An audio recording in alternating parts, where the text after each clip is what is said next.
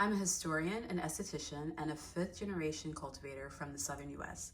I launched Pholk to help women of color end our frustrating and skin-damaging cycle of hyperpigmentation treatments. Pholk is first and foremost an altar to my kinfolk and the Afro-Appalachian superfoods that we grow to nourish us from the inside and out. Now, my grandfather was a country boy, and I've always had a love for small, overlooked rural towns, the kind where they say blink once and you'll miss it. And from the age of 15, I worked with environmental campaigns in rural communities. So I've always had an understanding that environmental justice is racial justice. But by my 20s, I was disillusioned by fighting these giant polluters. To me, businesses didn't sustain communities, they drained them. And so I dove into cultural work.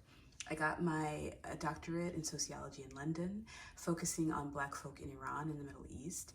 And while I immersed myself in that work, I also immersed myself in herbalism.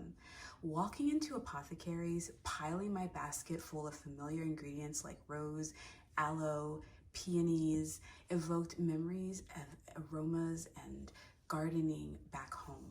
And when I traveled to places like Iran, Morocco, Turkey, Egypt, I'd always go to local herbal markets and buy botanicals from artisans. And I began to notice that there were always Black folk selling skin and wellness remedies that reminded me of the kitchen wellness back home in Kentucky.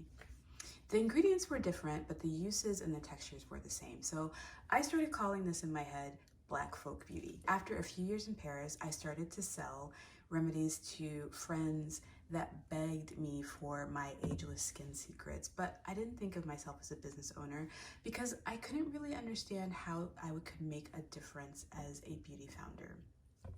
That is until I took a trip to Goa for work, and I met an Afro-Indian woman named Farida who used every means that she could to make a real difference in the lives of Afro-Indians in her town in Gujarat. So I changed my travel plans.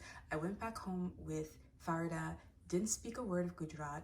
We just zipped around town on the back of her moped, and we visited artisans at markets, we visited growers of hibiscus and coconuts, and I just marveled at how Farida built a community around her culture and around commerce, and that planted a seed for years later.